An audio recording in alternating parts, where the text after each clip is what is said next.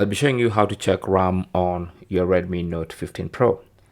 Now, you can check RAM by going into multitasking mode, and your RAM situation should be shown in the upper right side every time you go into multitasking mode or into the recents.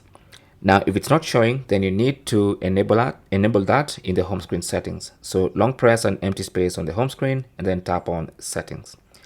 And then go to more, and that's going to open up your home screen settings. At the bottom of your home screen settings, you will see arrange items in recents. Tap on that, and then this is where you choose whether you want them vertically or horizontally. Doesn't really matter. The important part is show memory status.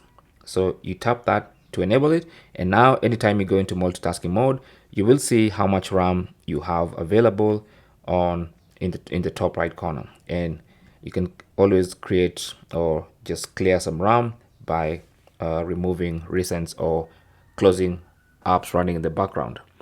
Thanks for watching, and good luck.